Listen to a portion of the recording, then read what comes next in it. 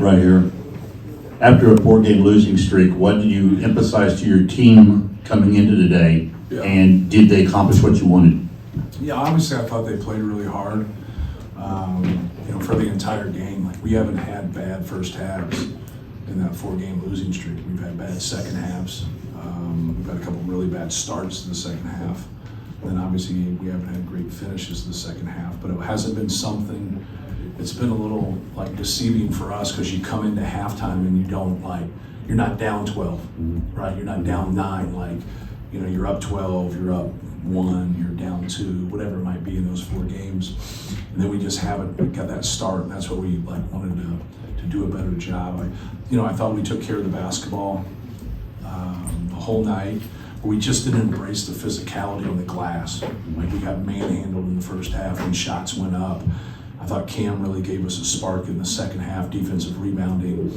We've had success in transition, pushing the basketball, but if you can't rebound the basketball, you're not going to get into transition. So I thought our activity on defense was good in the first half. We forced them into 8 turnovers probably in the first 10, 11 minutes. And then they settled into the game. It's like they settled into the game after that and did a better job taking it over. And then in the second half for us, we settled into it and did a better job rebounding. But it's not as bad as it seems. It's never as good as it seems.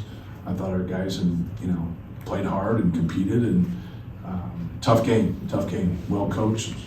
He's a really good coach. They're very physical, and they put you in binds and they make it difficult. So I thought this was a great win for us, and hopefully a confidence booster to get on a winning streak instead of a losing streak. The offensive rebounding in particular, I think they were up 9-0 at halftime. You guys win at 16-9, and you only had I think 6, but just the way you guys were converting off of those, right, seemed to just that was where the momentum built. Yeah, I thought we were just more active, and so getting some of those offensive rebounds were more chase down type rebounds, kind of like Braden steals, just being aware, coming on somebody's blind side when they don't see you, and it was huge because we'd have been in a much better position, obviously at halftime if we could rebound, and it's just something that we have to keep working on. We have to be quick to the basketball. Sometimes it's positioning. We knew we were going to be up against it with switching. We were not going to let Daly and Bilodeau pop and just get open shots. So, but with that, there's a downside to it. You got to be physical. You got to knock them out of the post. You got to hold your low man, and you have discipline with it. A couple times we just, for whatever reason, we got behind them. Then you got to make them throw it over the top. Then your low man's got to be able to get that steal for you. But you also got to put pressure on the ball. So those 3 people have to stay connected. Keep pressure on the ball, knock out the post, and then play. But if they're going to skip it and go, then you got to get out of it and then be able to break their rhythm so they don't shoot, and everybody's got to sprint to help. But we knew if shots go up and we're in front of them, we're obviously not in great rebound position. That wasn't the backbone of everything, why we didn't get rebounds. I just thought they were quicker, whether it was Stefanovic or any other guys. I just thought they were quicker to the ball in the first half, and then obviously I thought we did a much better job in the second half. Can you just speak broadly to your team scrap in the final 10 minutes and what that says about their response to adversity? Yeah, it's what you're supposed to do. You're supposed to, get into tight games and right there and enjoy it. And embrace the toughness of the game. Embrace that and just, keep doing your job and keep playing. And the thing that's really held us back more than anything has been when we turn it over and then when we don't do our job defensively. And I'm not talking about containing the dribble or things of that nature that you're always trying to do. And when we do our job, we're way more successful. And any coach will tell you that because you disconnect what you're doing. And so it's not actually one play, it's more than one play that leads to it because, it's like missing something or missing class or doing something. After you miss it one time, boy, it's a lot easier to miss it again. And it's a lot easier to miss it that third time. And then it just keeps growing, right? And then all of a sudden you got a lot of misses right there and you just get fired from your job. But more than anything, it can build the other way. When you keep doing your job and then they make tough shots, live with it. Understand you got to live with some of those tough shots. but you can't put people to the free throw line. You can't allow layups. And so that for us is what we got to hang our hat on. We got to hang our hat on doing our job, embracing the toughness and the physicality of the game, and just keep making plays and having fun with it. Because when you have fun with it, you're going to be more loose on the offensive end. You're going to shoot better. Matt, after the struggles you guys have had the last 2 weeks, just how important was it for your players to kind of come together and take the responsibility and get that ownership and the leadership responsibility? Yeah, it was huge. Just building confidence, like just feeling good about yourself. Like nobody likes to lose. We have competitive guys on our team. They've had a lot of success. So this is the first time anybody has had 4 games losing that are playing on our team. So I don't care who you are as a coach. I don't care who you are as a player. You have self-doubt. All right, and then when you lose games, like now you start to look into it, but you gotta stick to what you're doing. And when you stick to what you're doing and you stay connected and you fight, you're gonna grow and you're gonna get out of some things. And so hopefully we can build and just get better at it. You gotta relearn some things, and but I definitely think this will help us and help. I know it'll help us and it'll help our confidence, because this was not easy. This was not easy. This was a great win. Guys had to make plays. Guys had to make tough plays. Make huge shots, and because that's a really good team. That's a team that can go far in the NCAA tournament. Matt, when you're scoring 20 to 25 points a night, you're a natural leader, but how necessary was it that Trey grew as a kind of a vocal leader and a guy that these guys could go to with questions and things of that sort? The type of guy that calls these guys into a players-only meeting. Well, that's got to be able to. It's no different than meeting with a therapist or meet with the counselor, things of that nature. Like you can't interfere, and you got to trust your leaders. And because that's when that happens and you interfere, it doesn't allow it to be whole, and then you're not going to get anywhere with that. You're not going to make improvements. So the one thing is when you call meetings and you do things as an individual like that, like you got to own your stuff to start with. And once you own your stuff, now you can grow. Now it's easy to speak. And so I always say about that as a coach, is like I got to fix my shit before we fix yours. So, all right, and then that's just what it is. And so if you take ownership as a player, because the coach takes ownership, now you're going to grow, and now you're going to get better. But just watch film and be honest. But when you have meetings like that, those are better. It's just like we've grown into a handful of times of having player-led teams. And sometimes they look at that as a weakness of a coach. It's actually a strength of his coach, because you're empowering your players. But you can't empower people that don't do what they're supposed to. You've got to empower the people that put their foot forward, they own their stuff, they get better, they want to help Purdue win. We had a couple guys play the whole game tonight, and they normally do it anyways, but they played and they were functional, and they battled through fatigue, and they battled through locking horns with those guys. That's a good team, man. That's a good team. Like if a football game broke out, we're not winning that. We are not winning that game. But there's no reason we should fumble though, right? Shouldn't get interceptions, right? Take care of it. Learn to play and play to your strengths. And when you do those things and you have 9 turnovers, you're giving yourself a chance. And sure, you struggled on the glass, but you gave yourself a chance. And when we do that, and we have 9 turnovers, or we're in that ballpark, we're normally pretty successful. Casey. Oh, yeah, go ahead, Casey. Sorry. Matt, Braden sets the all-time assist record as a junior here. Just him, his career, what he's done for you guys through this point. Well, just first of all, congratulations to Bruce Parkinson. Anytime you can be at a great basketball school like Purdue and hold an award that long, no different than Joe Barry Carroll last year and Rick Mount last year, when Zach Edey, broke those records. Make sure you give that just due to the people that came before you, right? And Bruce Parkinson was a great player here and was a very successful player. But to hold awards, honors or records or something, anything like that long is pretty cool, because records are made to be broken.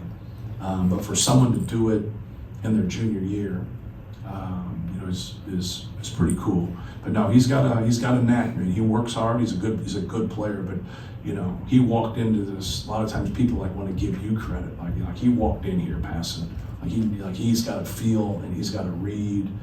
Comes from a basketball family, so just happy for him. When you go through this and you're one of the leaders and you're one of the best players, you're one of the best players in the country, you take it personal. It's hard. You know, it's people don't understand that. Like it's not the people that get the most shit are normally the best players. Like look at the NBA.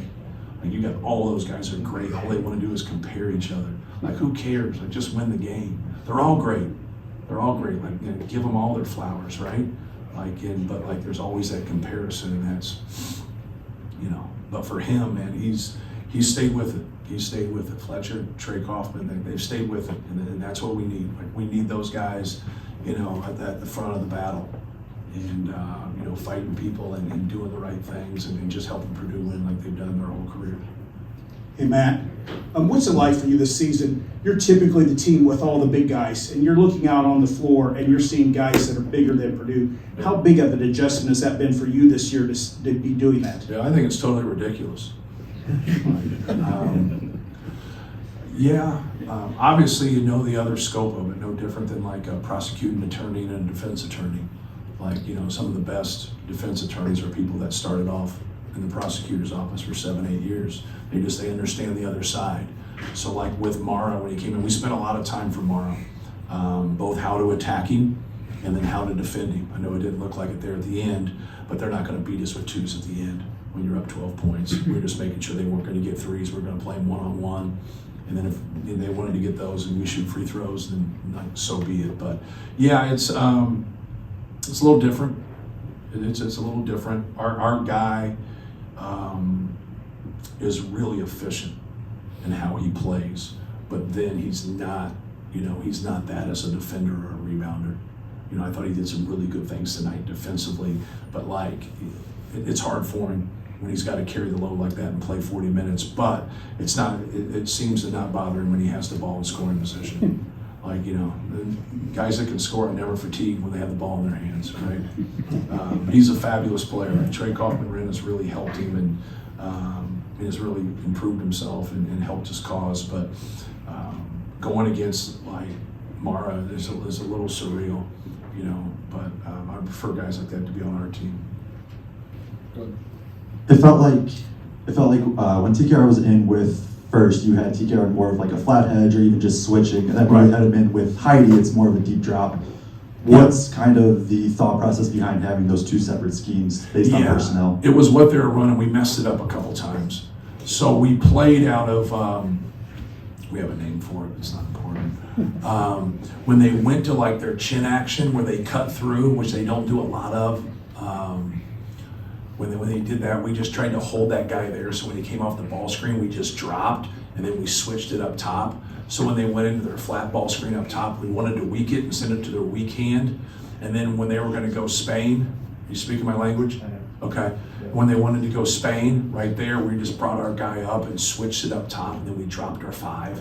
But we wanted to make sure the 5 greeted the 5 diving, so he wasn't getting a deep post up at time. That's why you saw Bilodeau get that kind of a 10-foot right there. He can make that, and we wanted to have an early hand with him right there.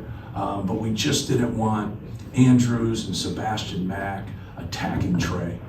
We wanted to keep that out of there. They exited, they sent it the other side in the second half a couple times, so we had to stay right there, then drop out of it. You saw them snake it a couple times and get us. And that if they would have stayed the same side, we'd have been fine in our drop. But when they snaked it, we dropped back like we were gonna go Spain, and now that created the space to be able to to be able to snake.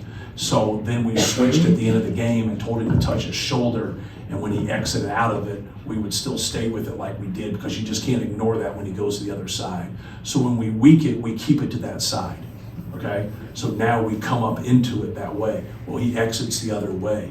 Now we told that other guy to hold it in cover 2 to play that if he went and took it. So he took it and they went out of it. Our guy in cover 2, you gotta come high in cover 2 and force him to throw it to the corner, because that's why you see all those wing to corner 1-mores. You gotta eliminate it, so they gotta 1 more and invert it, but throw it to the corner. But when you throw it to the corner, that's hopefully more time. Then you X out of that in your rotation, then everybody has to come over to it. So then once we got to that and we knew the exit, so we called off what we were doing, and then we played it flat, but we touched his shoulder to take the space so they wouldn't get that. Make sense? I hope there's not a quiz at the end. Well, you guys cover the damn sport. I mean, He said he was speaking my language. Yeah. So, It's deep in the weeds. yeah, but it goes into it because each guy is different. So like, if you don't have somebody that has a 5 that can swallow up the ball, they see more. And so like people just think like, you'll see people that tweet things or talk things basketball, and it's personnel, right? Like if Derrick Rose has the ball, it's different than a normal college player having the ball. Like understand that. Like understand like people that can roll and get flip up dunks. They're different than people that can't roll and get flip up dunks. People that like are gigantic like Mara, like you gotta understand they're different. And you can't let them get into operating areas. Like Mara needs to be at 12 feet and keep him there, because when he gets to 6, you're at his mercy, right? And so like now when you go into the game and you do stuff, like everybody looks at things and like when you struggle, like you should do this, you should do that. I want to keep Trey Kaufman, Wren, and Braden Smith on the floor, because I feel like that's our biggest disadvantage if they're not playing. You can like tonight, like how does the game happen if they both get in foul trouble? Like how does it like, right? So like sometimes when you do things, you gotta be careful, because at times I used to always high hedge. We'd knock it out, we'd push you back, but we'd always get 2 fouls when we came up in high hedge. I don't want Trey Kaufman to foul. He already fouls on his own, right? So like I can't do that. I can't, and so sometimes it's easy to look at something and say, man, you should do this. I feel the same thing.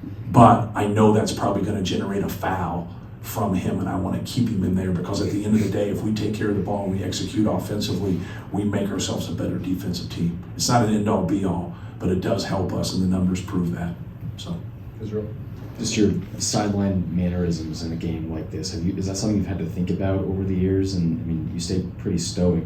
Yeah. Is that a choice? it's a choice, yes. I'm not always stoic. It comes in time. I concur. I just jumped, when I first started, I just jumped over the fight too much. I was too emotional. That's why I changed it to football, and how like Sasha has out of bounds plays, PJ has offense. We split the scouts between Terry and Paul. B always handles personnel, because I want everything to be clear. I want everybody to know what they're supposed to do. I don't want that back and forth with 4 different opinions from 4 different people. Let's set our standard, let's set how we're doing things, but let's work on things. Like when we get in June and July, like we practice, because it's the most important thing. If you're a good player, like you're gonna work on your game, because this is how you got here. But like you need to know what's going on. Like you need to know those types of things. So at the end of the day, like we're always like, hey, let's do our job. Let's do our job. We started in June, like we worked in July, we got back to school in August. First day of school in August, we practiced 2 hours. They give you 4 hours, a lot of time, right? So they give you 4 hours. We practice twice a week for 2 hours until we get to regular practice. So anytime you get on them, I just want them to know like what they're doing more than anything. So I don't need to go back to things. You know what you're doing. You're an intelligent person. You got a minute into Purdue. Like you know your job, man. Do your job and have fun with it. And so, but I know this: when I'm stressed out and I get worked up and I do things, they're stressed out. I want them to have fun. I want them to play. I want them to be on edge. So sometimes you got to be able to get them and flip them. But that's really my personality. It's not always my competitive personality, but that's really my personality. So, but if you just dive into being yourself, like now you're off, the authenticity of it really helps, and that's what really you want them to do. You want them as people, like be yourself. It's okay. Like don't worry about anything. Like as long as you're not doing stupid shit. Like be yourself. Like, and I think that really helps them grow, and it kind of empowers them. It kind of empowers them. It does empower them. Brian and then Nathan. Can it be important to a team's psyche when the same things were kind of happening? You were up 10 in the first half, it got away, and then the first 10 minutes of the second half, they're shooting 75% like the last couple opponents did, and then your guys beat it back. Right. Can that be important to a team's psyche when you see it all happening again, and then you just respond differently? No question. Like we haven't played well in the second half. We've also played good teams, and some of it was self-inflicted. Some of it was other teams playing well. Probably a combination of both. But yeah, anytime you get back somewhere where you had success, then you have struggles, and now you have success again, it's good, because you can't worry about everything.